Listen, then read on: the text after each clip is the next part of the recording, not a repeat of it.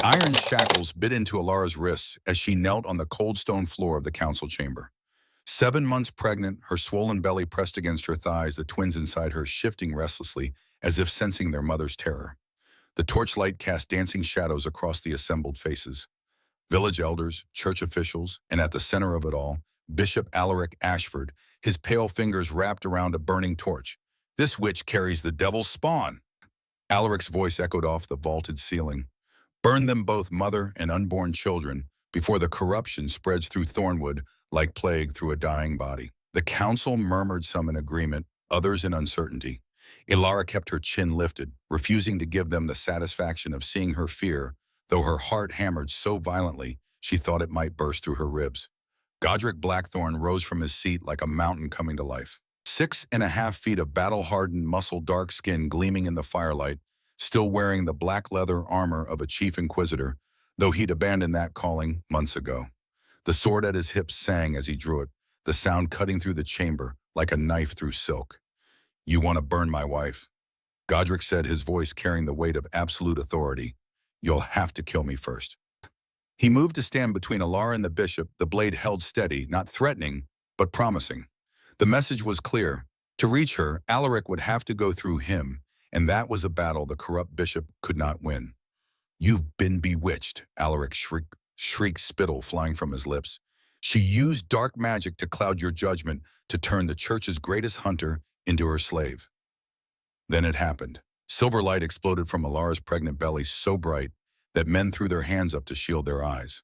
The chamber filled with radiance like moonlight, given physical form, cold and pure and ancient. When Alara spoke, her voice resonated with something beyond herself, something divine and terrible and beautiful all at once. "I am moon-blessed daughter of the ancient bloodline. My power comes from God himself, not from any demon you could name." Every man in the chamber dropped to his knees, every man except Godric, who stood firm, his sword still raised, his obsidian eyes never leaving the bishop's face. The light faded slowly, leaving after images burned into everyone's vision. To understand how they arrived at this moment, how a simple village healer became a woman of power, how the church's most feared inquisitor became her devoted protector, how love bloomed in the darkest soil of fear and accusation, we must return to where it all began. 9 months earlier, in a different village, in a world that seemed simpler but was anything but. Ashwood Village sat in a valley between two mountains, a collection of timber and thatch homes clustered around a stone church, like chicks huddling beneath their mother's wing. The autumn morning mist clung to the ground, turning the world soft and gray, muffling the sounds of chickens and goats, and the village coming slowly awake. Alara Ashwood moved through her small cottage with practiced efficiency, gathering herbs from the bundles drying on the rafters, nightshade for fever, wolfsbane for joint pain, feverfew for the headaches that plagued old Margaret. Each plant had been harvested at the proper time, under the proper moon phase, with the proper prayers spoken over them, just as her grandmother had taught her before the lung fever had taken the old woman 2 winters past. At 20 years old, Alara had her grandmother's gift for healing and her mother's striking appearance. Hair the color of wheat, bleached white by summer sun, fell past her waist when unbound. Eyes the pale green of new leaves in spring. Skin so fair it seemed to glow in certain lights, almost translucent, showing the blue tracery of veins beneath. Some called it beautiful. Others called it unsettling. The knock on her door came as she was grinding yarrow root into powder. Percival Thornwood stood on her threshold, and even without his fine cloak and polished boots, Alara would have known him for nobility. Lesser nobility, true, a knight with a small manor and smaller income, but noble nonetheless. At 32, he was handsome in a sharp-featured way, dark hair oiled back, beard trimmed to a point. His smile showed too many teeth.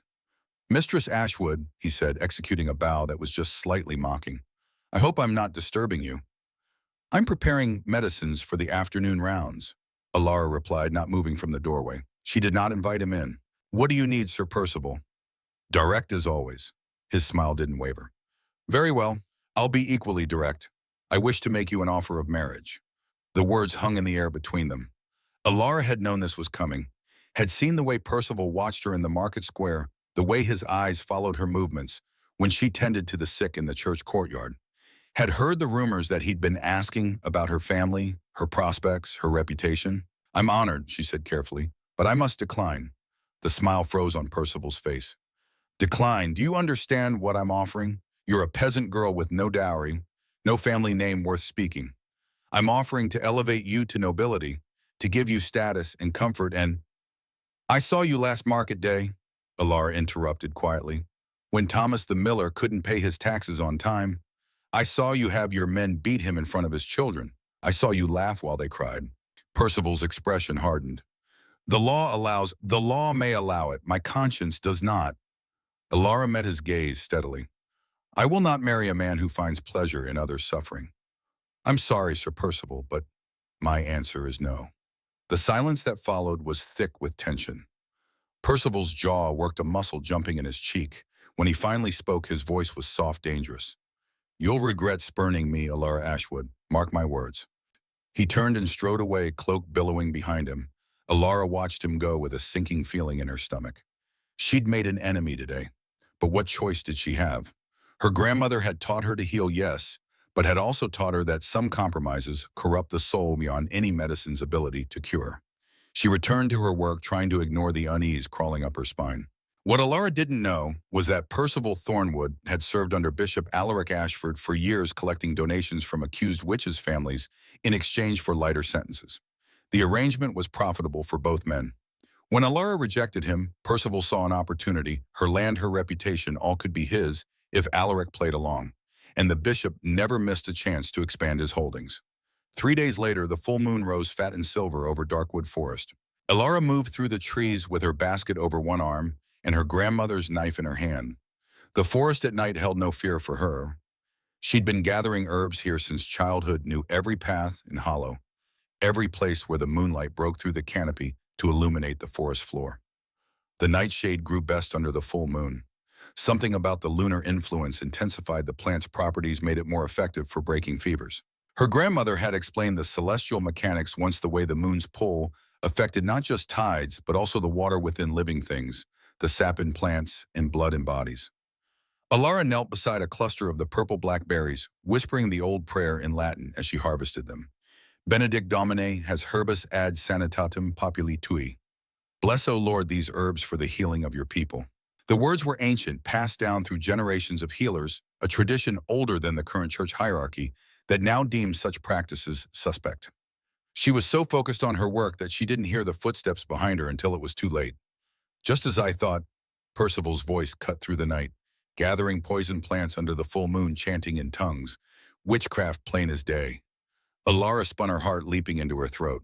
Percival stood 10 paces away, and behind him 3 church knights in their distinctive white surcoats emblazoned with red crosses. Their hands rested on their sword hilts. These are healing herbs, Alara said, forcing her voice to remain steady. And that was Latin, not any dark tongue, a prayer to God, asking his blessing on— Save your lies for the Inquisition, Percival interrupted. He gestured to the knights. Seize her. They moved forward. Alara considered running. She knew these woods far better than any of them, but where would she go? They'd hunt her down, and flight would only make her look guilty. So she stood still as iron shackles clicked around her wrists, cold metal biting into her skin. Percival, please, she tried one last time. You know me. You know I'm no witch. This is madness. He stepped close, so close she could smell the wine on his breath. His voice dropped to a whisper, meant only for her ears. You had your chance to accept my protection, my name, my bed. You chose to insult me instead. Now you'll learn what happens to peasant girls who think themselves too good for nobility. Terror flooded through her, cold and sharp. This wasn't about witchcraft. This was revenge, pure and simple. Rejection transformed into accusation, wounded pride weaponized into mortal danger. You bastard, she breathed. Percival smiled. Then he turned to address the gathering of villagers who had been drawn by the commotion. Word traveled fast in Ashwood, and already a crowd had formed at the forest's edge, watching with wide eyes and fearful faces. Good people of Ashwood, Percival's voice rang out with false righteousness. I have caught Alara Ashwood in the act of witchcraft, gathering poison plants under the full moon, chanting in unholy languages. She rejected my honorable proposal of marriage because she has already given herself to demonic forces. She is in league with the devil himself. Gasps rippled through the crowd. Alara saw familiar faces, people she'd healed, children whose fevers she'd broken, women whose difficult labors she'd eased, and not one of them spoke in her defense. Fear kept them silent. To defend an accused witch was to court suspicion yourself. Only old Margaret stepped forward, the woman whose headaches Alara had been treating for years. The girl's a healer, not a witch. She saved my grandson when the fever had him saved him, when even the priest said there was no hope. Silence, one of the knights barked, or you'll join her in chains. Margaret fell back, tears streaming down her wrinkled face. They threw Alara into a wagon, her basket of carefully gathered herbs scattered in the dirt. As the horses began to move, pulling her away from the only home she'd ever known, Alara twisted in her bonds to look back at Ashwood. The village grew smaller in the distance, swallowed by shadows and mist. She wondered if she would ever see it again. The journey to Blackthorn Keep took 3 days. 3 days of rattling over rough roads in the back of a wagon, wrists and ankles bound the iron shackles, rubbing her skin raw. 3 days of stale bread and brackish water. 3 days of sleeping on the hard wooden boards, while the knights camped comfortably nearby, their fires warmed their laughter, harsh. They didn't beat her, didn't touch her beyond what was necessary to move her from wagon to ground and back again. But their eyes held a casual cruelty that was perhaps worse than violence. To them, she was already dead, already condemned, a witch being transported to her inevitable execution. Why waste energy on something already lost? Alara spent those 3 days in a strange state between terror and numbness. Sometimes the fear would surge so violently she thought she might be sick. Other times a curious calm would settle over her, as if her mind had decided that since death was certain, there was no point in fighting it. She thought about her grandmother, wondered if the old woman was watching from whatever place the faithful dead resided. Wondered what she would say about all this. Probably something practical. Keep your dignity, girl. Die well if you must die, but don't give them the satisfaction of seeing you broken. On the afternoon of the 3rd day, Blackthorn Keep came into view. It rose from the mountains like something from a nightmare.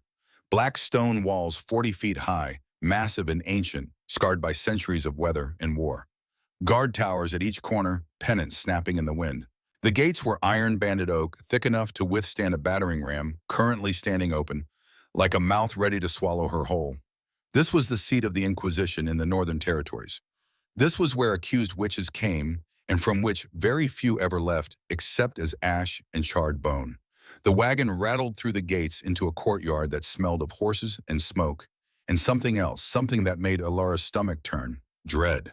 Old dread soaked into the stones themselves, the accumulated terror of countless prisoners who had passed through these walls on their way to judgment. In the center of the courtyard stood the implements, a wooden frame for the water trial designed to bind and submerge the accused, iron hooks for suspension, a brazier where branding irons glowed cherry red even now, maintaining their heat for the next examination. Whips hanging from pegs on the wall, some with metal tips designed to tear skin from bone. Alara looked away, bile rising in her throat. They hauled her from the wagon without ceremony. The knights handed her off to a jailer, a thick-necked man with dead eyes who smelled of cheap ale and unwashed flesh. He grunted acknowledgement of the transfer papers, then grabbed Alara's arm with fingers like iron bars. "This way, witch." He dragged her through a heavy door and down stone steps that descended into the earth. Deeper and deeper they went, the air growing colder and damper, the light fading until only the jailer's single torch illuminated their path. Alara could hear sounds echoing from the cells they passed. Weeping, prayers, the occasional scream that cut off abruptly, leaving silence somehow worse than the noise. Finally, the jailer stopped before a cell door. Iron bars set into oak, a small opening at eye level. He produced a massive key ring, selected one and unlocked it with a grinding sound of metal on metal. In. Alara stepped through. The cell was perhaps 8 feet by 8 feet, with stone walls slick with moisture and a floor of packed earth. A wooden pallet with thin straw served as a bed. A bucket in the corner for waste. No window. No light except what filtered in from the corridor when a torch happened to pass. The door slammed shut behind her, the lock turned. Footsteps retreated up the stairs. And then she was alone in the pitch black. Alara sank onto the pallet, drew her knees to her chest, and finally allowed herself to shake. The fear she'd been holding at bay for 3 days came flooding in, overwhelming, drowning. She was going to die here, die alone and afraid and innocent, condemned by a man's wounded pride and a system that saw healing as heresy. The tears came then, hot and bitter. She cried until she had no tears left, cried until her throat was raw and her eyes swollen, cried for her grandmother, for her lost life, for the future that would never be. When the tears finally stopped, she was hollow, empty, too exhausted even for panic. She lay down on the straw and closed her eyes, though sleep seemed impossible in this place of horror. But somehow eventually it came. 3 days passed in that cell. 3 days of darkness broken only by the twice-daily visits from the jailer, who shoved stale bread and water through the slot in the door without speaking. 3 days of listening to the sounds of other prisoners, their cries and prayers creating a symphony of suffering that never quite stopped. Alara spent the time trying to prepare herself for what was coming: the trials, the torture, the execution. She prayed, though she wasn't certain anymore, if God listened to the prayers of those accused of consorting with his enemies. She recited every healing prayer her grandmother had taught her, every Latin blessing, every scrap of medical knowledge she possessed, as if by remembering she could somehow keep that knowledge alive, even when her body burned. She thought about her death, wondered if it would hurt, knew it would, wondered if she would be brave or if she would scream and beg. Hoped for bravery, but suspected the latter. On the evening of the third day, she heard footsteps approaching her cell. Different footsteps than the jailer's shuffling gait. These were heavy, measured the footfalls of someone large and confident. They stopped outside her door. A voice spoke deep and resonant with an accent she couldn't quite place, something foreign from lands far south of here. Alara Ashwood stepped back from the door. She scrambled to her feet, pressing herself against the far wall, her heart hammered. This was it. They were coming for her.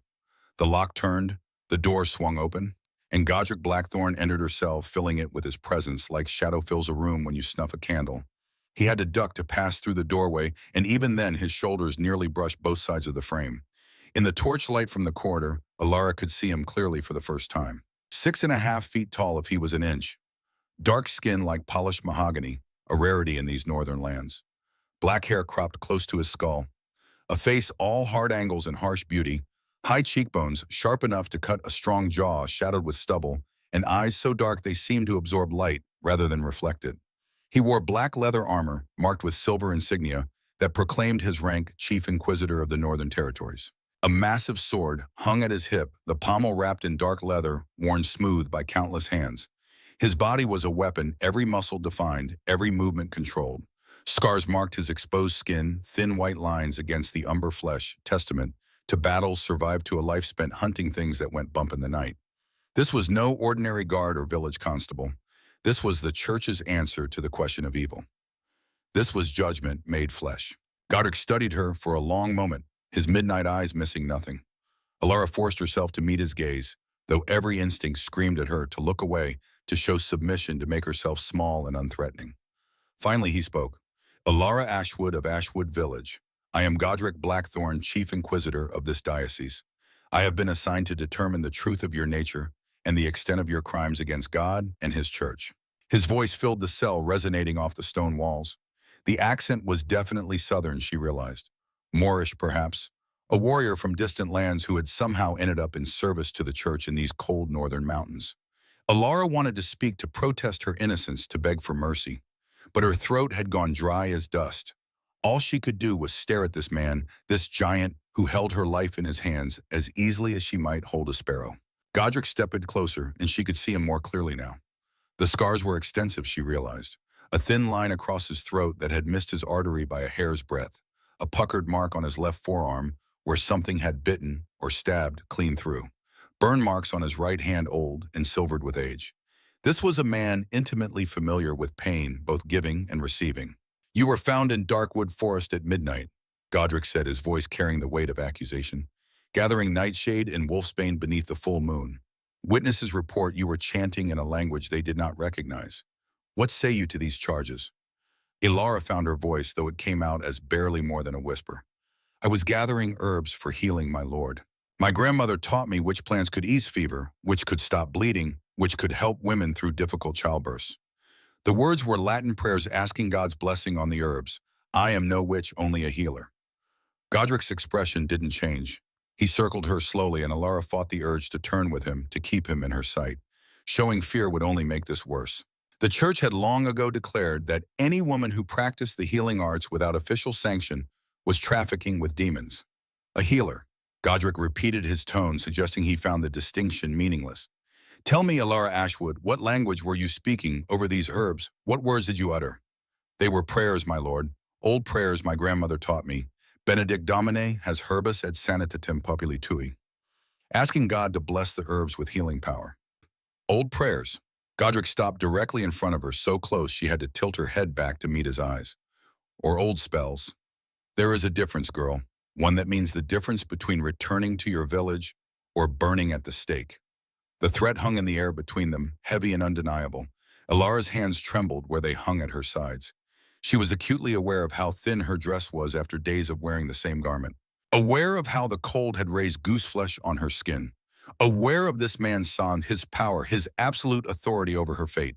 Godric's eyes flickered downward, taking in every detail of her appearance, and she saw something shift in his expression, something that made her pulse quicken for reasons that had nothing to do with fear. "How old are you, Badao?" he asked abruptly. 20 summers, my lord." 20. He said it quietly, almost to himself. Then his gaze returned to her face, and for just a moment, something almost human flickered in those obsidian depths. Young, innocent, or so you would have me believe. He turned away from her, moving to examine the sparse contents of her cell. When he spoke again, his voice had returned to that professional detachment. "You have 3 choices before you, Alara Ashwood. I will explain them all, and then you will choose." He held up one finger. "The first choice is the water trial. You will be bound hand and foot and thrown into the deepest part of the river. If you float, you are guilty, for water rejects the devil's servants, and you will burn. If you sink, you are innocent, but you will likely drown before we can retrieve you. Either way, the outcome is rarely pleasant." A second finger joined the first. "The second choice is the trial by fire. You will be made to hold a red-hot iron or walk across burning coals. If you show no injury, you are clearly protected by unholy magic and must burn.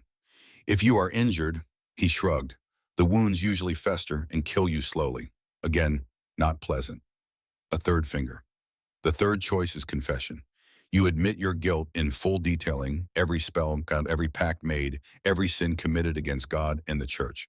Those who confess are granted the mercy of strangulation before they are burned. They do not suffer the flames while still breathing." He turned back to face her, and Alara saw her death written in those midnight eyes. "So those are my choices?" she asked, her voice breaking despite her best efforts. "Confess to crimes I did not commit and die, or refuse to confess and die anyway, just with more suffering." "There is a fourth option," Godric said quietly, "though few are offered it and fewer still have the strength to endure it." Hope flared in Alara's chest, bright and desperate. "What option?" "You could submit to intensive interrogation. Allow me to examine every aspect of your life, your thoughts, your very soul. If I determine you are truly innocent, I have the authority to release you with full pardon from the church." "You would do that," Alara breathed. "You would let me go if you believe I'm innocent." "If I am convinced of your innocence beyond all doubt," Godric said carefully. "But understand this, girl. The interrogation I speak of is not gentle. It will require you to bear everything to me. Every secret, every hidden thought, every moment of your life that you have kept private. There can be no modesty between us, no privacy, no walls. I must see into the very depths of your being to determine if corruption resides there." The implications of his words settled over Alara like a heavy cloak. He wasn't just talking about questions. He was talking about something far more invasive, more intimate, more complete. But what choice did she have? The water that killed you, the fire that killed you, the confession that killed you, or this, whatever this was, that might let her live. "I have nothing to hide, my lord," she said, lifting her chin despite her fear. "If that is what it takes to prove my innocence and return home, then I submit to your interrogation." Something flickered in Godric's eyes. Surprise, respect. It was there and gone too quickly for Alara to identify. "Very well," he said. "We begin now." He moved to the cell door, spoke briefly to someone outside. A moment later, a guard appeared carrying a torch, which he mounted in a bracket on the wall. The cell flooded with flickering orange light. When the guard left and closed the door behind him, Alara realized with a lurch of her stomach that she and Godric were now locked in together. Alone, with no witnesses to whatever was about to happen. Godric turned on to her, and in the torchlight, his face was all shadows and harsh angles, beautiful and terrible at once. "Remove your dress," he said. The word struck Alara like a physical blow. "What?" "I said remove your dress." Godric's tone allowed no argument. The marks of a witch are often hidden upon the body, invisible to casual observation. "I must examine every inch of your skin to determine if you bear such marks. You have 3 choices, girl. Remove it yourself, allow me to remove it for you, or refuse and be taken to the water trial at dawn. Choose now." Alara's mind raced, searching desperately for another option, another path. But there was none.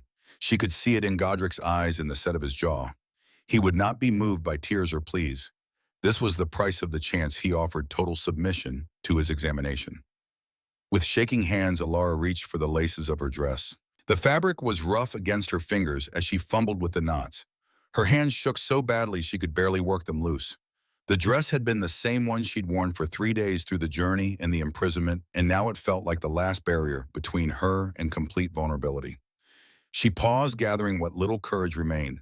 Then, before her nerve could fail entirely, she pulled the dress over her head in one quick motion. The garment fell from her fingers, pooling on the earthen floor at her feet. She stood before the Chief Inquisitor completely, bare, her arms instinctively crossing over her breasts, one hand dropping to shield the apex of her thighs. Every instinct screamed at her to cover herself, to hide from his gaze, but there was nowhere to hide in the small cell. No shadows deep enough to offer concealment. Godric's expression remained neutral, professional, but Alara saw his jaw tighten almost imperceptibly. His eyes moved over her with clinical precision, cataloging every detail of her exposed form. She had never felt more vulnerable, more exposed, more terrified in her life. The cold air raised goose flesh across her skin. Her pale complexion seemed to glow in the torchlight, the blue tracery of veins visible beneath the translucent surface. She was thin from 3 days of minimal food, her ribs visible, hip bones prominent. But there was a softness to her still curves that marked her as a woman grown, despite her youth. "Arms at your sides," Godric commanded, his voice rougher than before. "Please," Alara whispered, tears beginning to stream down her face. "Please don't make me." "Arms at your son," he repeated, harder now. "Or do you wish to withdraw your cooperation and proceed to trial?"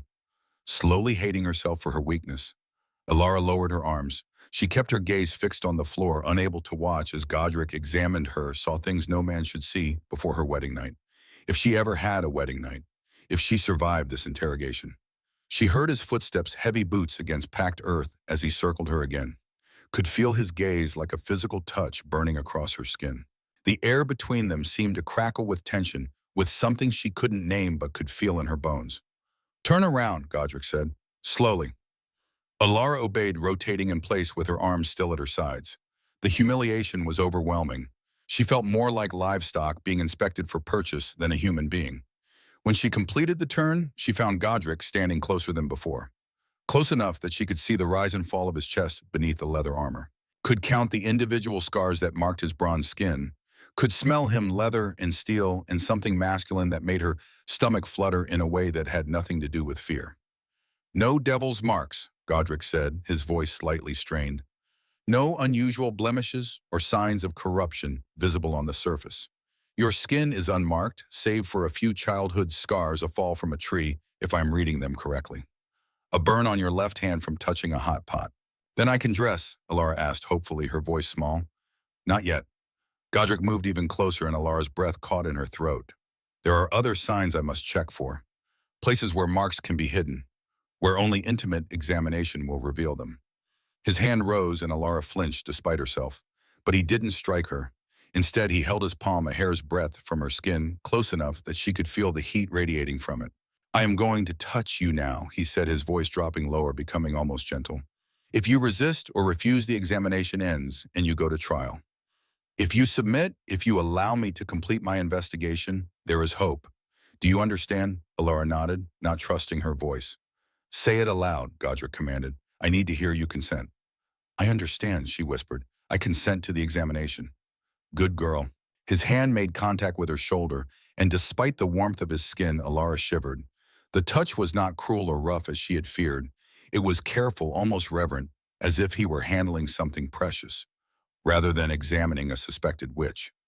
His fingers traced along her collarbone, checking the hollow of her throat, the curve of her shoulder. Then they moved lower, and Alara bit her lip to keep from crying out as he examined areas no man had ever touched. His hands were professional, clinical, yet there was something in the way he touched her that made her skin tingle and her heart race for reasons that had nothing to do with fear. She could feel the calluses on his palms, rough from sword work. Could feel the controlled strength in his grip, the power held carefully in check. He was being as gentle as possible, she realized, taking care not to hurt her, not to be rougher than necessary. The examination continued, thorough and methodical. He checked behind her ears, the nape of her neck between her fingers and toes. lifted her arms to examine the sensitive skin of her underarms, ran his hands down her spine checking each vertebra. His touch left trails of heat across her flesh, made her acutely aware of her body in ways she had never been before. When his hands moved to her breasts, Alara made a small sound of distress. Godric paused. "Breathe," he said quietly. "I'm checking for hidden marks, nothing more." "This is necessary." She nodded, forcing herself to take slow, steady breaths as his large hands cupped her breasts, checking beneath them, around them, examining with the same clinical detachment he'd shown everywhere else. Except his breathing had changed, become slightly harder. And when his thumbs accidentally brushed across her nipples, they both froze.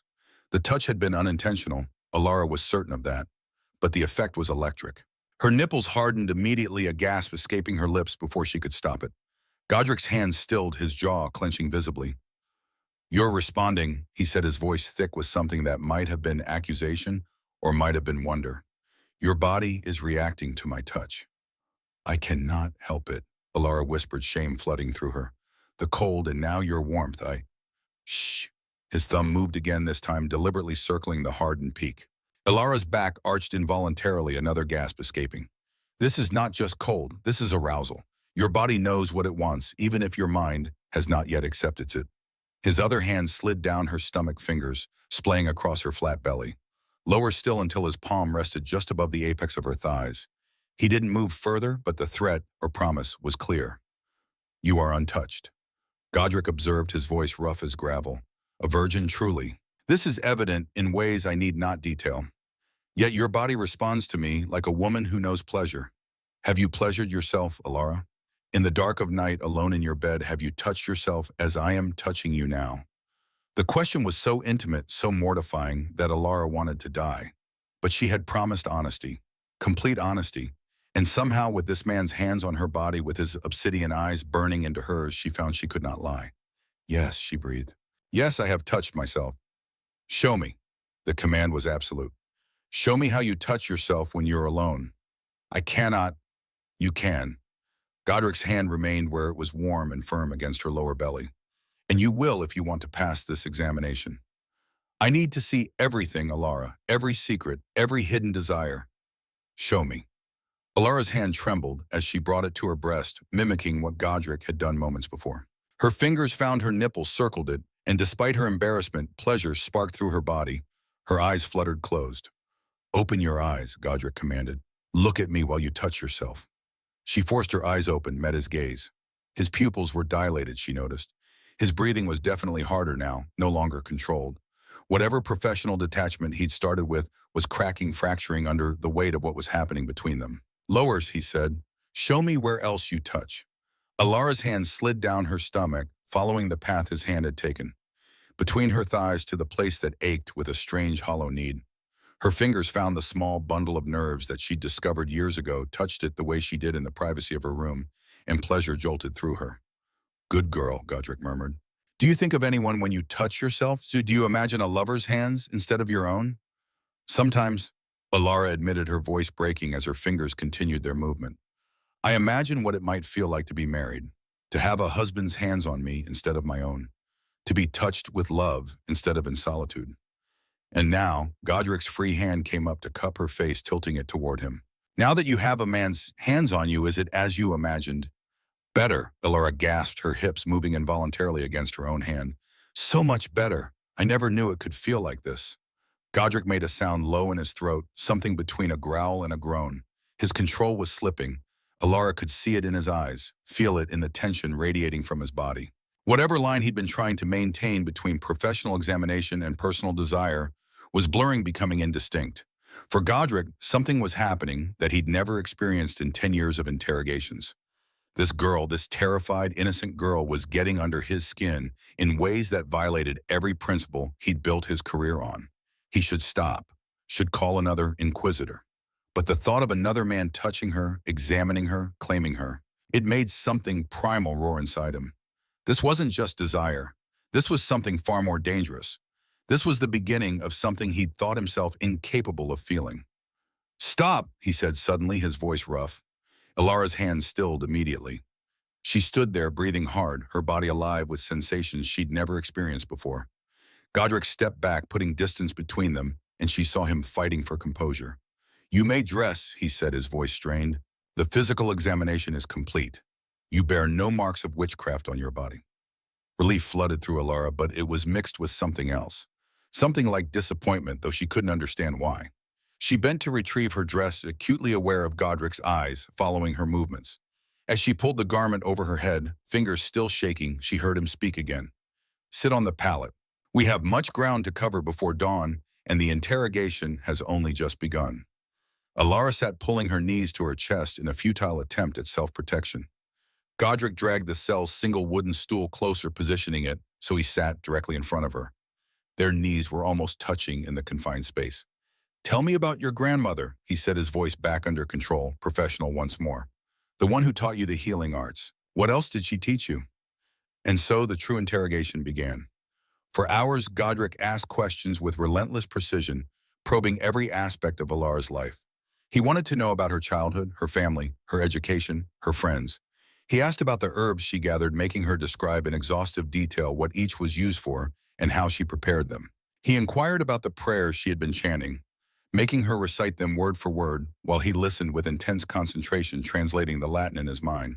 He asked about her parents, both dead of plague when she was young, about the village and its people, about Percival Thornwood and why she had rejected his proposal, about her dreams, her hopes, her fears.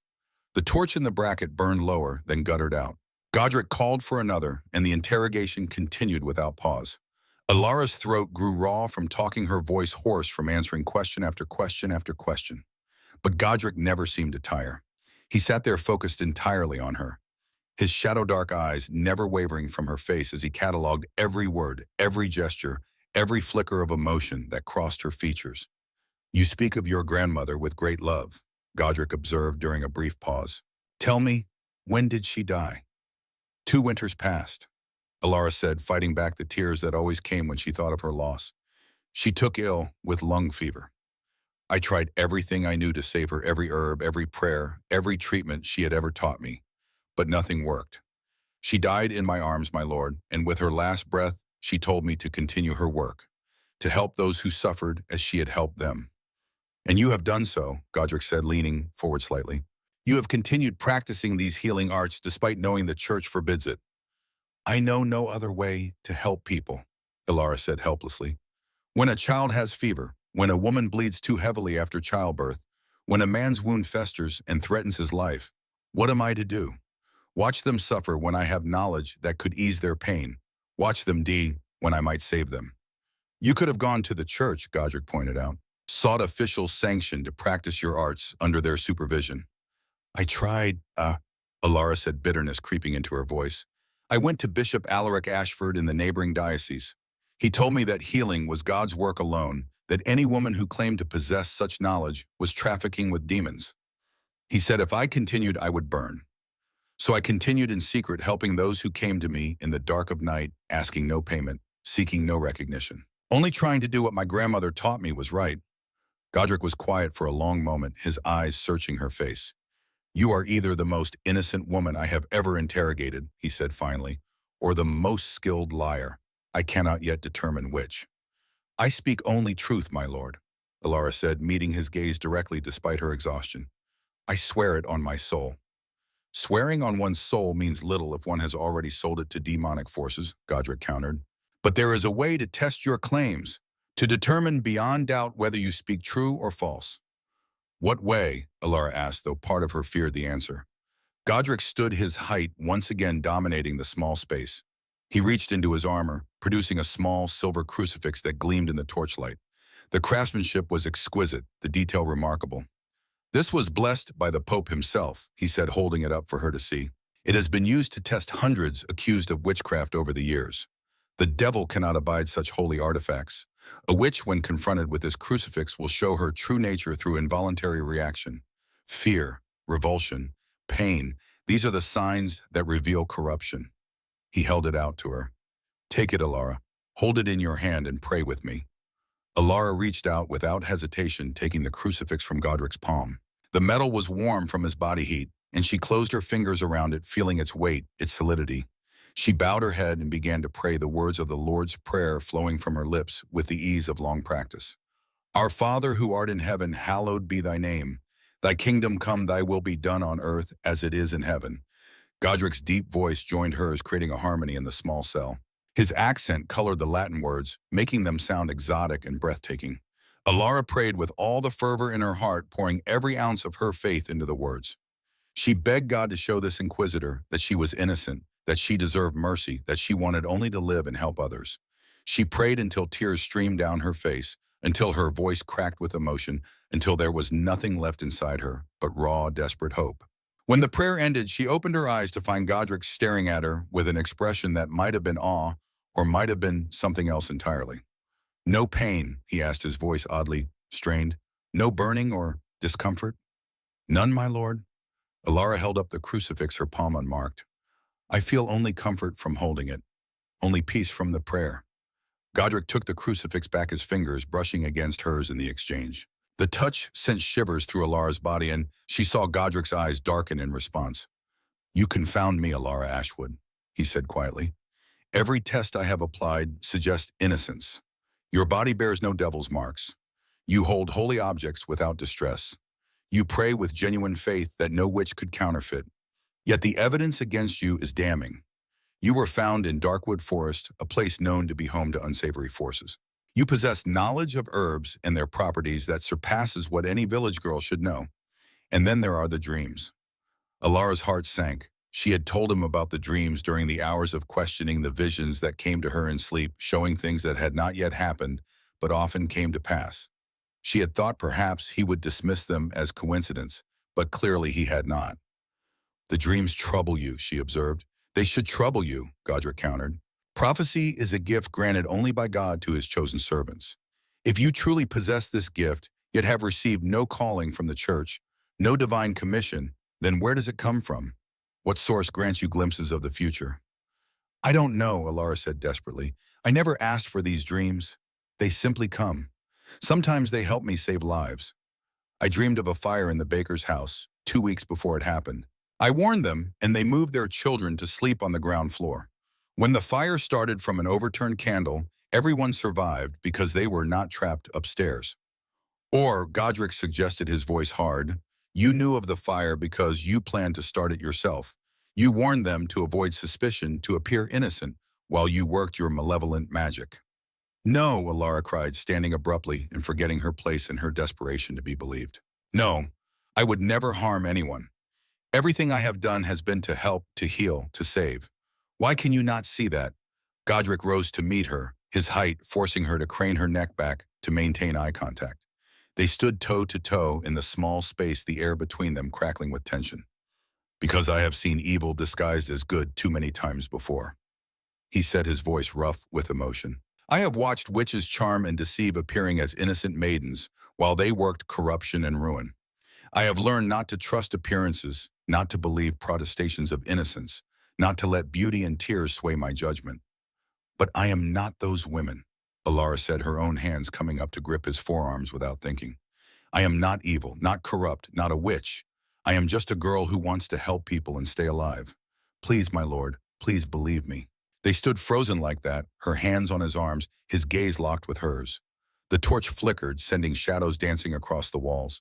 Alara could feel the heat of Godric's body, could see a vein pulsing in his throat, could sense something building between them that had nothing to do with interrogation and everything to do with the most basic human connection. She didn't know who moved first. Perhaps they both did, drawn together by forces neither could name or control. But suddenly Godric's hands were on her face, cupping her tear-stained cheeks, and his eyes were searching hers with desperate intensity. Tell me true, he commanded, his voice barely above a whisper. Have you ever called upon unholy powers? Have you ever sought aid from beings not of heaven? Look into my eyes and tell me true. Never, Alara breathed, her hands tightening on his wrists, not to pull away, but to hold him there, to maintain this connection that felt more real than anything she had ever experienced. I swear it, my lord. I swear it on everything I hold sacred, on my grandmother's memory, on my hope of salvation, on my very soul. I have never trafficked with demons or devils or any dark thing.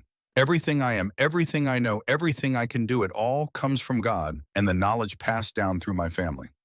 Godric's thumb brushed across her cheekbone, wiping away tears she hadn't realized were falling. "If I am wrong about you," he said quietly, "if I release you and you are truly a witch, you could cause untold harm. People could die because I failed in my duty to the church and to God. And if you are wrong in the other direction," Alara countered, "if you condemn me and I am innocent, then an innocent woman dies and the people I could have helped will suffer for lack of my aid. The children who might have been saved from fever will die. The women who might have survived childbirth will bleed out. The men whose wounds I could have healed will perish from infection. Which weighs more heavily on your soul, my lord? The possibility that one witch might go free, or the certainty that dozens of innocents will suffer?" The question hung between them, unanswerable and profound. Godric closed his eyes, and Alara saw the war raging behind his eyelids. Saw this man, this feared inquisitor, this hunter of witches, struggling with a decision that would determine not just her fate, but his own soul's weight. 10 years he'd served the church. 10 years of hunting, testing, condemning. And in all that time, he'd never doubted his purpose. Until now, until this girl with pale green eyes and a healer's hands had made him question everything. When he opened his eyes again, they burned with something fierce and determined. "There is one more test," he said. "One final way to determine beyond all doubt whether corruption resides in your soul." "What test?" Alara asked, though her voice shook with a mixture of fear and something else she couldn't name. Godric's hands slid from her face to her shoulders, gripping her with firm but careful strength. "The test of truth through complete surrender," he said. "The devil cannot maintain his hold on a soul that gives itself completely to righteousness, completely to light, completely to honesty. If you are truly innocent, if you open yourself entirely to me, hold nothing back, bear your very essence, then any wickedness within you will be forced out, revealed by the purity of total truth." "I don't understand," Alara whispered, though her body seemed to understand even if her mind did not. She could feel heat building between them, could feel something fundamental shifting in the air around them. "You will," Godric said, and then his mouth was on hers. The kiss was not gentle. It was claiming, demanding, overwhelming in its intensity. Godric kissed her like a man dying of thirst who had finally found water, like a warrior claiming the spoils of victory, like an inquisitor determined to extract confession through any means necessary. Alara gasped against his mouth, shocked by the invasion, by the heat of it, by the way her body responded with eager surrender, despite her complete lack of experience. Her hands flew from his forearms to his shoulders, fingers scrabbling for purchase on the leather armor as her knees went weak beneath the assault of sensation. Godric's arms wrapped around her, one hand fisting in her loose hair, to angle her head exactly as he wanted it, the other splayed across the small of her back, pressing her body flush against his armored chest. She could feel the hard planes of muscle beneath the leather, could feel the evidence of his desire pressing against her belly, through the thin fabric of her dress, hard and insistent and undeniable. His tongue traced the seam of her lips, demanding entrance, and when she opened for him, whether in surprise or surrender, she couldn't say he took full advantage. The kiss deepened, became something carnal and raw. He tasted of wine and winter and promises made in shadow. He kissed her like he was trying to consume her, to know her, to possess her utterly. When he finally released her mouth, they were both breathing hard. Alara stared up at him in shock and confusion and awakening desire, her lips swollen and tingling, her body alive with sensations she had no name for. "This is the test," she asked breathlessly. "You kiss me. This is only the beginning." Godric said, his voice rough as gravel, his obsidian eyes burning with promise and hunger. "The test requires complete surrender, Alara. Complete honesty between us. You must trust me enough to give me everything, to hide nothing, to open yourself to me in ways you have never opened yourself to anyone." His meaning was impossible to misunderstand. Heat flooded through Alara's body, pooling low in her belly, making her breath come short and her heart race. "But I am a maiden," she protested weakly, though even as she spoke, her body swayed toward his, drawn by a force stronger than logic or fear. "The church teaches that such things are only for marriage, that to lie with a man outside the marriage bed is mortal sin. The church also teaches that extraordinary situations require extraordinary measures." Godric interrupted, his hands moving down her arms in slow, deliberate strokes that left trails of fire in their wake. "Would you rather face the pyre? Would you rather endure the water trial, or will you trust me to determine your innocence through this method?" It was madness, utter insanity. To give her virginity to a man she'd known for mere hours, to submit to this test that was clearly as much about his desire as any legitimate interrogation technique. Yet as Alara looked into Godric's eyes, she saw something there beyond simple lust. She saw conflict, restraint, a man struggling against his own nature to find truth in an impossible situation. "If I do this," she whispered, her voice trembling, "if I submit to this test and you determine I am innocent, you will let me go. You will give me a writ of pardon from the church." "I swear it," Godric said solemnly, one hand coming up to rest over his heart. "By my honor as an inquisitor, by my oath to God and the church, by everything I hold sacred, if this test reveals you to be truly innocent, I will not only release you, but ensure you are protected from future accusations. You will be free to practice your healing arts without fear." "And if the test reveals wickedness in me," Alara had to ask, "then you will confess willingly." Godric said, his thumb tracing her jaw with surprising gentleness. "And I will grant you the mercy of a quick death before the flames. No torture, no prolonged suffering, just a clean end." Alara closed her eyes, weighing impossible choices. She could refuse maintain her maidenhood and face certain death in the trials that no one survived. Or she could submit, give this powerful and terrifying man her innocence, and hope that his judgment would be merciful and true. When she opened her eyes, her decision was made. "I submit to your test, my Lord Inquisitor," she said quietly, her voice steady despite her fear. "I trust you to judge me fairly. Do what you must to determine the truth." Something flashed in Godric's eyes, triumph and regret and hunger all mixed together. His hands tightened on her for a moment, and she saw him take a deep breath as if steadying himself for what was to come. "We should move to the pallet," he murmured against her temple. "This will take time, and I would not have you uncomfortable." He guided her the few steps to the narrow bed, his hands never leaving her body.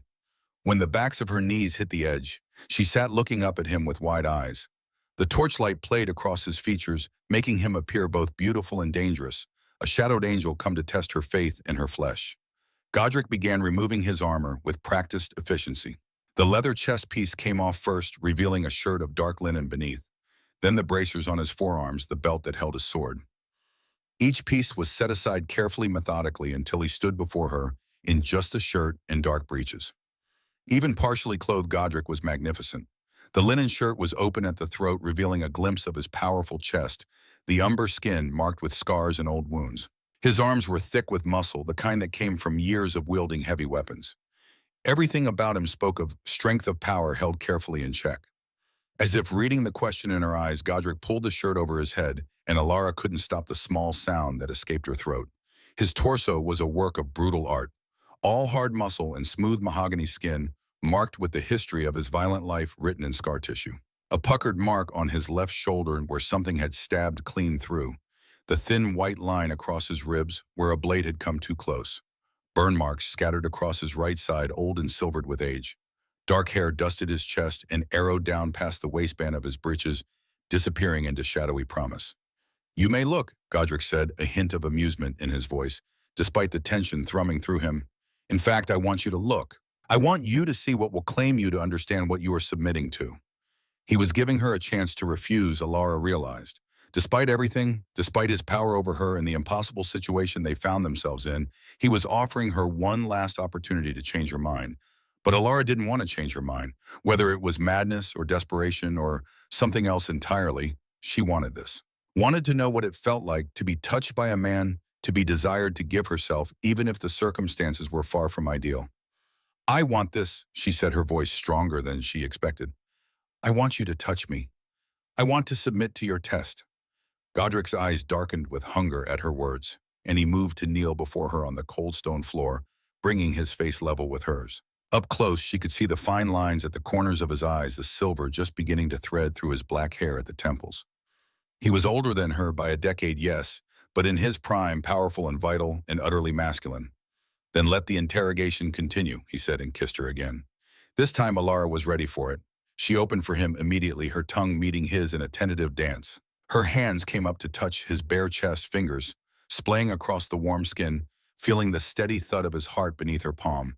He was so warm, like touching a furnace, and she pressed closer, seeking that heat after days of cold stone cells and loneliness. Godric's mouth left hers to trail hot kisses down her throat, finding the rapid pulse at the base of her neck and sucking gently. Alara's head fell back, granting him better access, her hands sliding up to tangle in his short hair. Every nerve in her body felt alive, sensitized, as if she'd been walking through life half asleep and was only now truly waking. His hands found the laces of her dress again, this time working them with deliberate slowness. "May I?" he asked against her skin, his breath hot and making her shiver. May I undress you properly this time, not as an examination, but as a man undressing the woman he desires? Yes, Alara breathed, unable to form more than the single word. Godric pulled the dress over her head with reverent care, as if unwrapping a precious gift. When she was bare before him again, his hands traced her body with a touch entirely different from the clinical examination earlier. This was worship appreciation, barely restrained hunger. Exquisite, he murmured, his hands cupping her breast with gentle possession. You are absolutely exquisite, Alara. Perfect. His mouth descended on one breast while his hand attended the other, and Alara cried out at the sensation. Pleasure unlike anything she had ever imagined shot through her, body electric and overwhelming. Her back arched off the pallet, pressing herself more firmly into his touch and seeking more of this incredible feeling. Godric's teeth grazed her nipple gently, then his tongue soothed the small hurt, and Alara whimpered. Her hands fisted in his hair, holding him to her, silently begging him not to stop. He chuckled against her skin, the vibration sending fresh waves of pleasure through her. So responsive, he said, lifting his head to look at her. His lips were wet, his eyes heavy-lidded with desire. So beautifully innocent in your reactions. Has any man ever touched you like this before? Never. Alara gasped as his hand slid lower over the flat plane of her stomach, heading toward the place that ached with hollow need. You are the first, my lord. Godric, he corrected, his fingers finding the soft curls between her thighs. Here in this moment, I am not your lord or your inquisitor.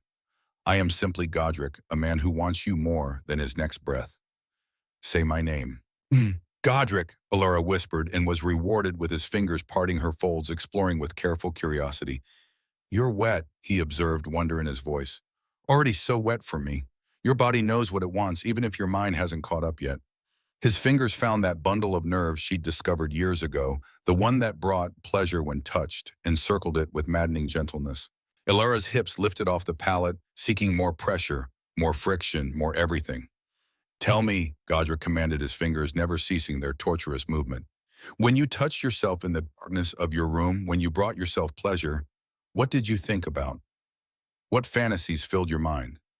The question was mortifying, too intimate, but Alara found she couldn't lie. Not now, not with his hands on her body and his midnight eyes watching her every reaction. I imagined this, she admitted, her voice breaking as pleasure built inside her, like a wave gathering strength. I imagined a man's hands on me instead of my own. I imagined what it would feel like to be wanted, to be touched with passion instead of examining myself in solitude. I imagined being claimed, being possessed, being Oga. Her words cut off as Godric increased the pressure, his fingers moving faster, more deliberately. He watched her face with fierce concentration, cataloging every expression, learning what made her gasp, what made her moan, what made her body tighten and shake. Let go, he commanded. Let the pleasure take you. Show me how beautifully you surrender, Alara. Confess to me in the language of your body what your words cannot express. And Alara did. The pleasure that had been building in her core suddenly exploded, outward waves of sensation crashing through her body with such force that she screamed. Her back arched completely off the pallet, her inner muscles clenching around nothing, her whole being focused on the epicenter of pleasure, where Godric's fingers continued their relentless movement. It went on, seemingly endless, until finally the waves began to recede, leaving her trembling and gasping for breath. She collapsed back against the thin straw, boneless and overwhelmed. Godric withdrew his hands slowly, carefully. His eyes never left her face as he brought his fingers to his mouth and tasted them, his tongue darting out to lick the evidence of her pleasure from his skin. Breathtaking, he said again, his voice rough. You are so breathtaking when you surrender to pleasure, when you let yourself feel without shame or fear. That was your first release, given by another person, wasn't it? Alara could only nod, still too overwhelmed to speak. Good. Godric stood, and Alara's eyes were drawn to the obvious bulge in his breeches, evidence of his own unsatisfied desire. Now you understand what pleasure can be. But we're not finished yet. The test is not complete. He began unlacing his breeches, and Alara's heart rate, which had just begun to slow, sped up again. She watched with wide eyes as he pushed the fabric down his legs and stepped out of it. He was massive, thick and long and hard, jutting proudly from his body. Alara had seen male animals mate, had a vague understanding of the mechanics involved, but nothing had prepared her for the reality of Godric's arousal. Fear mixed with anticipation in her chest, making it hard to breathe. I know this frightens you, Godric said, gently, seeing her expression. He climbed onto the narrow pallet beside her, his large body taking up most of the space, forcing them to press close together. But I will be careful. I will make sure you are ready. Trust me, Alara. She did trust him, she realized. This man who held her life in his hands, who could condemn her or save her, with a word who had shown her more gentleness in these few hours than anyone had since her grandmother died. She trusted him completely. I trust you, she whispered, reaching up to cup his face with her hand. I trust you, Godric. He turned his head to press a kiss to her palm, then moved to cover her body with his own. The weight of him was glorious, pressing her into the pallet, making her feel small and protected and utterly possessed. His skin was furnace hot against hers, driving away the perpetual chill of the stone cell. We will go slowly, Godric murmured, his hand sliding between their bodies to find her center again. I will prepare you, make sure your body is ready to receive me. And if at any point you need me to stop you, tell me. Do you understand? I understand, Alara said, but I won't need you to stop. I want this. I want you. Godric's fingers found her again, slipping through the slickness, there checking her readiness. He circled that bundle of nerves, then lower pressing gently at her entrance. One finger slipped inside, and Alara gasped at the intrusion. It didn't hurt exactly, but it felt strange, foreign, too much, and not enough all at once. Relax, Godric coached, his free hand stroking her hair back from her face. Your body knows what to do. Let it open for me. He worked that single finger in and out, slowly, patiently, until Alara's body began to relax around the intrusion. Then he added a second finger, stretching her, carefully watching her face for any sign of discomfort. The sensation was overwhelming, but not painful. A fullness that made her hips shift restlessly, seeking something more. Please, she heard herself beg, though she wasn't entirely sure what she was asking for. Please, Godric. Soon, he promised. His fingers withdrew, and she felt the blunt head of him pressing against her entrance, hot and insistent. Breathe, Alara. Just breathe and trust me.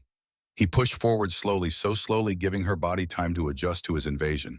There was pain, a sharp, bright burning as he breached her maidenhead, and Alara couldn't stop the cry that escaped her lips. Godric froze immediately. Do you need me to stop? He asked, his voice strained with the effort of holding still. No. Alara managed her hands coming up to grip his shoulders. No, don't stop. Keep going. He pushed deeper, inch by careful inch, until he was fully seated inside her. They both held perfectly still, breathing hard, adjusting to this new intimacy. Alara had never felt so full, so stretched, so completely possessed in her life. The pain was fading, replaced by a sense of rightness, of completion, as if this was what her body had been made for. You're so tight. Godric groaned, his forehead pressed against hers. So perfect. Tell me when you are ready for me to move. Alara took a few experimental breaths, testing the sensation. The fullness was still overwhelming, but the pain had dulled to a distant ache. When she shifted her hips slightly, pleasure sparked through her, and she gasped. Move, she whispered. Please move. Godric began to withdraw slowly, then pressed back in with the same careful control. The drag of him against her inner walls sent sparks of sensation through Alara's body. He set a gentle rhythm, moving with deliberate patience, giving her time to adjust to find pleasure in the act. Confess to me, Godric commanded, his voice rough. While I'm inside, you confess your secrets, your desires, your truths, and let me see into your very soul, Alara. What do you want? What do you need? What do you dream of when you close your eyes? The words came spilling out, pulled from her by the intimacy of their joining, by the overwhelming sensation of being filled and claimed and possessed. I want to be free, she gasped as his rhythm increased slightly, free to heal without fear, without hiding, without being called a witch for having knowledge. I want to help people, to ease suffering, to bring life into the world instead of watching it leave. What else? Godric's hips moved faster now, driving deeper. What else do you confess? I was lonely. Alara admitted, tears beginning to stream down her face, though, whether from emotion or the overwhelming sensation she couldn't say. So lonely after my grandmother died. I had no one who understood me, no one who saw me as anything more than strange or dangerous or other. I wanted someone to look at me the way you're looking at me now, like I matter, like I'm worth saving. You are, Godric said fiercely, his pace becoming less controlled, more desperate. You are worth saving, worth protecting, worth everything. What else? Confess more. I love you. The words escaped before Alara could stop them, torn from some deep place inside her she hadn't known existed. God help me, I know it's madness, but I love you. I would burn at the stake rather than betray you. I would face any trial rather than lose this feeling. I know you're my judge, my inquisitor, the man who could kill me with a word, but I love you nonetheless. Godric's rhythm faltered and he pulled back to look at her, his obsidian eyes searching her face with desperate intensity. Say that again, he commanded, his voice breaking. I love you. Alara repeated, her own voice fierce despite her tears. I love you, Godric Blackthorn. With a sound that was half groan, half roar, Godric's control shattered completely. His hips drove into hers with desperate urgency, chasing his own release. One hand slipped between their bodies to find that bundle of nerves, again circling it with firm pressure. The combination was too much. Alara felt her second climax building impossibly soon after the first, rising like a tidal wave. When it crashed over her, she screamed his name, her body clenching around him in rhythmic pulses. Godric followed her over the edge, burying himself deep inside her as his own release claimed him. She felt him pulse within her, felt the warmth of his seed filling her, marking her as his in the most primal way possible. He collapsed on top of her, both of them shaking and gasping for breath. For long moments, they simply lay there, bodies still, joined hearts beating in synchrony. Finally, Godric rolled to his side, slipping free of her body. Alara whimpered at the loss, suddenly feeling empty and bereft. He gathered her against his chest immediately, as if sensing her need, his arms wrapping around her in fierce protection. You are innocent, he said, his voice rough with emotion and absolute certainty. I know it beyond any doubt. No witch could love as purely as you love. No servant of wickedness could surrender herself so completely to light and truth. Then I am free, Alara asked, hardly daring to hope. You are free, Godric confirmed. And more than that, he pulled back to look at her, his expression fierce and possessive and tender all at once. You are mine, Alara Ashwood. I will write you a writ of pardon, yes, but I will also write to the bishop requesting permission to take you as my wife. I cannot let you go now. Not after this. Not after you've shown me what it means to truly connect with another soul. Alara's breath caught. Your wife, but I have no dowry, no family name worth speaking of. I am nobody. You are everything, Godric said, kissing her tenderly. You are the woman who made me question everything I thought I knew about duty and desire, about justice and mercy. You are the woman who taught me that sometimes the truest test of innocence is not found in holy relics or ancient rituals, but in the courage to be completely vulnerable with another person. You are the woman I love, and I will not lose you. The first light of dawn crept through the narrow slit window high in Godric's chambers when Alara woke, wrapped in fine linen sheets that smelled of cedar and him. They had moved here from the cell hours ago, Godric carrying her through empty corridors, while the fortress slept, unwilling to leave her in that cold stone prison for another moment. She watched him now as he sat at his heavy oak desk, quill scratching across parchment with decisive strokes. Still shirtless, the morning light gilding his bronze skin, he looked like something carved from night itself. 3 separate documents lay before him, each one representing a different piece of her future. The first, Godric said without looking up, somehow sensing she was awake, is your writ of pardon. It declares that Alara Ashwood has been examined thoroughly by Chief Inquisitor Godric Blackthorn and found innocent of all charges of witchcraft. Your healing knowledge comes from God, not demons. He signed it with a flourish, pressed his official seal into hot wax. The second is a letter to Bishop Alaric Ashford requesting his permission for our marriage. I have served the church faithfully for 10 years. They owe me this one request. And if he refuses, Alara asked softly. Godric's jaw tightened. Then perhaps it is time I found a new calling. I will not serve a church that would deny me the woman I love. He sealed the second letter, then picked up the third parchment. This is a notice to Ashwood Village and to Percival Thornwood specifically. It states that you are under my personal protection. Any who harass or threaten you will answer directly to me. Before he could sign it, heavy footsteps echoed in the corridor outside. Godric's hand moved instinctively to the sword leaning against his desk. The knock that came was sharp, authoritative. Godric, open this door. We need to talk. Alara recognized the voice from the courtyard yesterday, another inquisitor, one who had watched her arrival with cold assessment. Godric's eyes met hers. Get dressed, quickly. She scrambled into her dress while Godric pulled on his shirt and leather jerkin. When he opened the door, a man in his late 20s stood there, pale skin.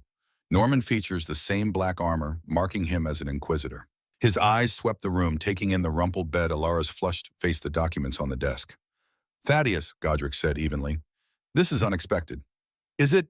Thaddeus Grimwald stepped inside, his gaze sharp. You concluded an interrogation in a single night that should have taken weeks.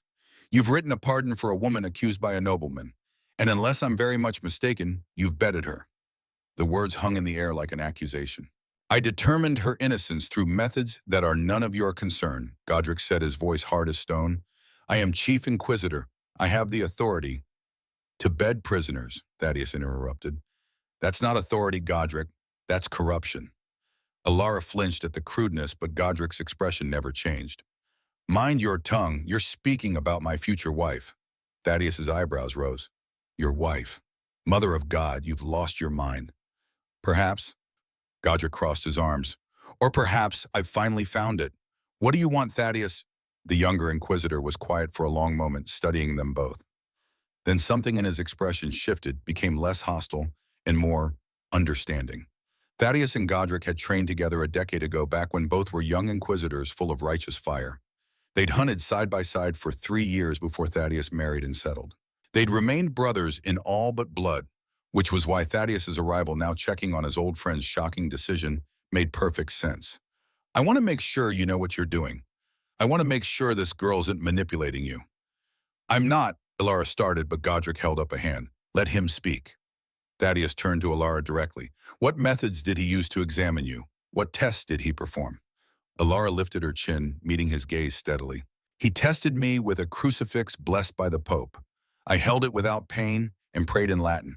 He examined my body for devil's marks and found none. He questioned me for hours about my life, my knowledge, my dreams. Every test showed innocence." "And the betting, was that a test too?" "Yes," Alara said simply. "The final test of whether corruption resided in my soul. The devil cannot maintain hold on someone who surrenders completely to righteousness and truth. I opened myself to him, body, mind, and soul. If wickedness had been in me, it would have revealed itself." Thaddeus stared at her for a long moment, then turned to Godric. "You actually believe this theological justification?" "I believe in her innocence," Godric said quietly, "beyond any doubt." Something broke in Thaddeus's expression then. His shoulders sagged slightly, and when he spoke again, his voice was different, raw with old pain. "My wife was burned 2 years ago, accused of witchcraft by Bishop Alaric Ashford himself.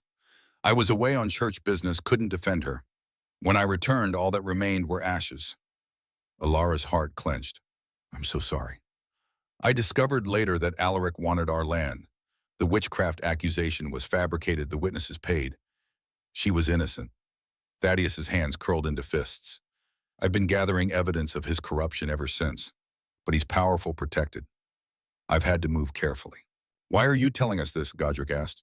"Because if you truly believe this girl is innocent, I trust your judgment. You're the most honorable man I know." Thaddeus looked at Alara. "And because I won't see another innocent woman burn if I can prevent it." He moved to Godric's desk, examining the 3 documents. "You're requesting marriage permission from Alaric himself. That's a mistake. He'll use it as leverage, find a way to deny you or demand concessions that compromise you both." "Then what do you suggest?" Godric's tone held respect, now recognizing an ally. "Send the request, but be prepared for him to refuse or set impossible conditions. Start gathering your own evidence, your own support, and," Thaddeus paused, "test her one more time, publicly. So when Alaric questions your judgment, you have witnesses beyond yourself." "What kind of test?" Alara asked, fear creeping back into her voice. "A healing. There's a knight in the infirmary who took a crossbow bolt in the gut 3 days ago. The wound has festered. He's dying. If you can save him using your herbs and knowledge, everyone will see that your gift comes from God, not demons." Alara's mind raced through her grandmother's teachings. A gut wound festered for 3 days. It would need yarrow to stop infection, comfrey to promote healing, willow bark for the fever, and careful cleaning with boiled water and wine. "I'll need supplies," she said. "Specific herbs, clean water, wine if possible." "I'll get them," Thaddeus said. "If you save him, I'll stand witness to your innocence. And when Bishop Alaric comes, because he will come, Percival Thornwood is his creature, I'll have evidence ready to counter him." 3 hours later, Alara knelt beside the dying knight's bed, her hands steady, despite the audience watching her every move. Godric stood behind her, a silent pillar of support. Thaddeus had gathered a dozen witnesses. Other knight soldiers, the fortress physician, who had already given up on the patient. The man's name was Edmund, mid-30s, strong before the wound, now pale and sweating with fever. The crossbow bolt had been removed, but the physician's methods had been crude and infection had set deep into the tissue. Alara worked with focused intensity, cleaning the wound with boiled wine, packing it with a paste made from yarrow, and comfrey, binding it with clean linen. She brewed a tea from willow bark and made Edmund drink it, despite his weakness, then placed her hands on his burning forehead and prayed not for show, but with genuine faith. Domine per manus mea sanare hunt servum tum. Let your healing power flow through me to this man who serves you faithfully. The fever broke within an hour. By evening, Edmund was sitting up and taking broth. By the following morning, the wound showed clear signs of healing, pink healthy tissue replacing the angry red of infection. The witnesses spoke of it as a miracle. The physician, humbled, asked Alara to teach him her methods. Word spread through Blackthorn Keep like wildfire. The accused witch had healing power that could only come from divine grace. When Thaddeus stood before the gathered witnesses and declared, "I testify that Alara Ashwood's gift is of God, not demons," his voice carried the weight of absolute conviction. Godric sent the 3 documents by courier that same day. 3 weeks of waiting followed. 3 weeks of existing in a strange limbo. Alara was free to move about the fortress, but couldn't leave it, couldn't return home, couldn't plan a future until the bishop's response arrived. She spent her days helping in the infirmary, her reputation growing with each patient healed. She spent her nights in Godric's chambers, learning the geography of his body, the rhythm of his breathing, the way he held her as if she might disappear if he loosened his grip. They made love with desperate tenderness, knowing their time together might be limited. Sometimes gentle, sometimes fierce, always with the shadow of uncertainty hanging over them.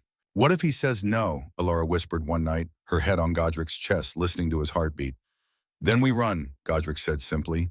"I have gold saved, skills that are valuable anywhere. We'll go somewhere the church's reach doesn't extend. Build a life together. You would give up everything. I would give up anything for you." He tilted her face up to his. "You are my everything now." The messenger arrived on a cold morning, the bishop's seal unbroken on the letter he carried. Godric opened it in his chambers with Alara and Thaddeus present. His expression darkened as he read. "He grants permission," Godric said slowly, "but with conditions." "What conditions?" Thaddeus demanded. "We must transfer to Thornwood, a remote village in the northern mountains days from here. Alara may practice healing only under my direct supervision.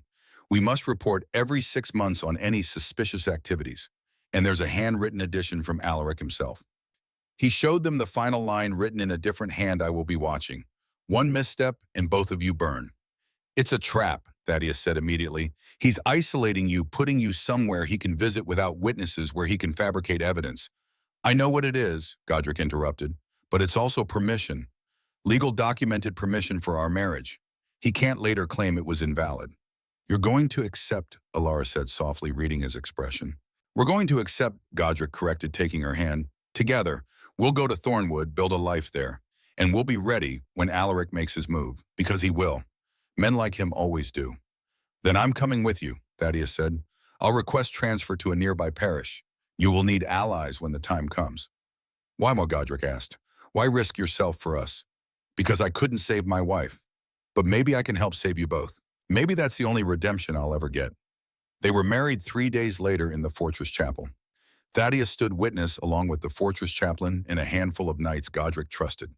Alara wore a simple white gown, wildflowers woven into her pale hair by the kitchen women who had befriended her.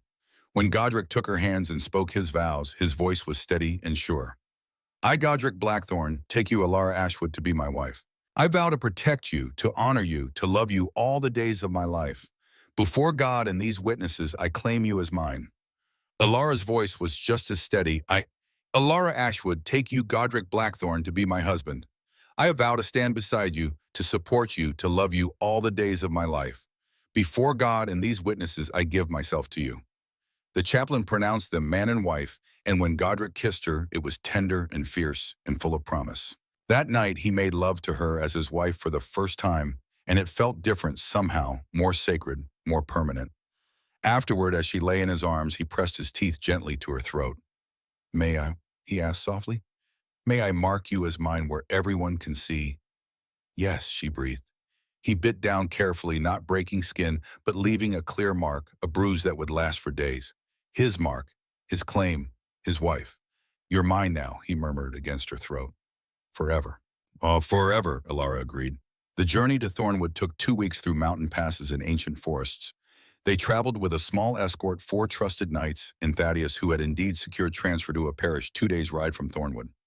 Each night, Godric would make camp and hold Alara close by the fire, whispering promises of the life they would build together. During the days, Alara would gather herbs along the trail, teaching Godric their properties, sharing her grandmother's wisdom. By the time they reached Thornwood, Alara was 3 months pregnant, though she didn't know it yet. Thornwood village sat in a valley surrounded by pine forest, perhaps 200 souls making their living from timber and hunting. The people were wary when the new chief arrived, suspicious of a church official, doubly suspicious of his young wife with her pale hair and healing gifts. But within the first week, Alara de Lier had delivered a difficult baby, saving both mother and child when even the village midwife had given up hope. Within a month, she'd cured a child's fever that had all the hallmarks of plague, preventing an outbreak that would have decimated the population. Godric, meanwhile, proved to be a fair and just protector. He settled disputes with wisdom, protected the village from bandits without unnecessary violence, and slowly began to be seen not as a feared inquisitor, but as a good man doing good work. 6 months after their arrival, Alara woke feeling nauseous for the third morning in a row. Her monthly bleeding hadn't come in nearly 4 months. She placed her hand on her belly, knowing before the healer confirmed it. Twins. She could sense 2 heartbeats, faint, but growing stronger. When she told Godric that evening, his reaction was a mixture of joy and fear. Joy at the thought of children, fear because of Alaric's only threat hanging over them. "We'll protect them," Alara said fiercely, her hand on her still flat belly. "Whatever comes, we'll protect our children." "Whatever comes," Godric agreed, pulling her close. 3 months later, at 7 months pregnant, Alara had the dream: fire and blood. Alaric arriving with knights and accusations. Percival Thornwood beside him, still seeking revenge. The council chamber. Shackles on her wrists. The torch raised to burn her and the babies inside her. And then the silver light exploding from her belly, revealing her true nature at last. She woke, gasping, Godric instantly alert beside her. "What did you see?" he demanded. "They're coming," Alara whispered. "Alaric and Percival. They're coming to finish what they started." "When? Soon. Days, not weeks." Godric was out of bed, immediately pulling on clothes. "I'll send word to Thaddeus. We'll prepare. If Alaric wants a fight, he'll get one." But 2 days later, before they could fully prepare, Bishop Alaric Ashford arrived in Thornwood with 12 armed church knights and Percival Thornwood at his side. The council chamber was packed with villagers, elders, and Alaric's men. Alara knelt on the cold stone floor, shackles biting into her wrists, her swollen belly making the position agonizing. Godric stood to one side, disarmed, held at sword point by 2 of Alaric's knights. "We return now," Alara said quietly, "to where we began." Bishop Alaric Ashford stood at the center of the room, torch in hand, his pale face twisted with righteous fury.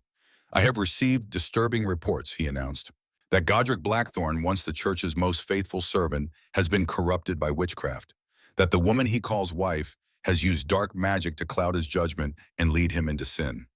Percival Thornwood stepped forward, his voice dripping with false concern. "I witnessed her gather poison plants under the full moon, speaking in tongues. I saw the marks of the devil upon her. Chief Inquisitor Blackthorn was clearly bewitched when he declared her innocent." "The interrogation was thorough," Godric said, his voice hard. "Every test showed innocence. She holds holy objects without pain. She prays with genuine faith. She heals with gifts from God, not demons." "Or so she made you believe," Alaric sneered. "But the evidence is clear. She now carries what she claims are your children, but I say they are devils, spawned corruption made flesh. We must purge this evil before it spreads." He raised the torch toward Alara. "Wait." Thaddeus burst through the doors, clutching a leather folder. "I have evidence that Bishop Alaric has falsely accused 7 innocent women of witchcraft over the past 5 years, including my wife, in order to seize their lands." Alaric's face went white, then red with rage. Lies, slander, seize him. But Thaddeus was already distributing documents to the village elders, deeds showing land transfers immediately after executions, witness statements that were paid for, bank records proving Alaric's enrichment through these false accusations. The murmur in the crowd grew louder. Alaric's grip on the torch tightened.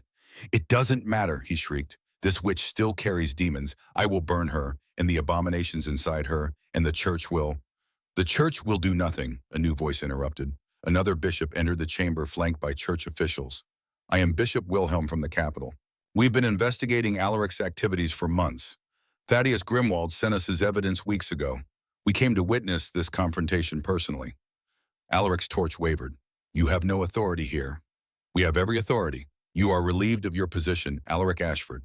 You will return to the capital to face trial for corruption, fraud, and murder. Alaric's eyes went wild. He lunged toward Alara with the torch. If I burn, she burns with me. Godric broke free from his guards and tackled Alaric to the ground. The torch fell sputtering out on the stone floor. Then it happened. Alara felt the power building inside her, rising from the twins in her womb. She stopped fighting it, stopped trying to hide what she was. Silver light exploded from her pregnant belly, so bright that everyone threw their hands up to shield their eyes. The chamber filled with radiance like moonlight, given physical form, cold and pure and ancient. When Alara spoke, her voice resonated with divine authority. I am moon-blessed daughter of the ancient bloodline. My power comes from God himself. These children I carry are blessed, not cursed. They will bring healing to this land, not corruption. The light faded slowly.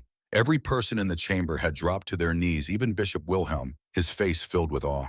Forgive me, Wilhelm whispered. We did not know. The moon-blessed were thought extinct.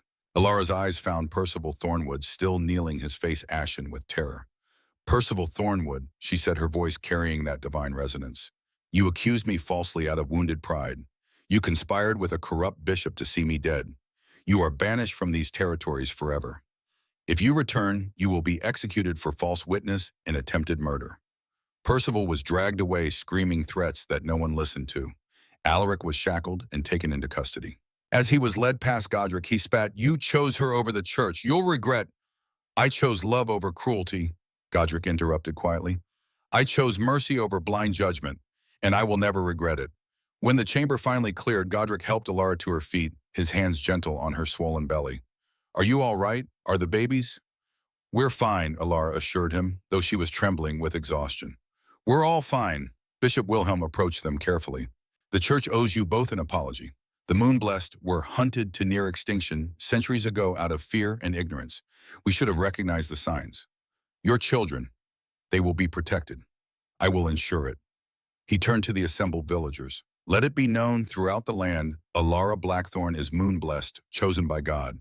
Any who harm her or her family will answer to the church itself. 2 months later, on a spring morning when the first flowers were blooming, Alara went into labor. The birth was long and difficult. The first baby, a boy, emerged with his father's dark skin and a powerful cry that echoed through the cottage. Godric wept as he held his son for the first time. Minutes later, their daughter followed, pale like her mother, but with silver light dancing faintly around her tiny fists. Moon-blessed, the midwife whispered in awe, like her mother. They named the boy Thomas for strength and steadfastness.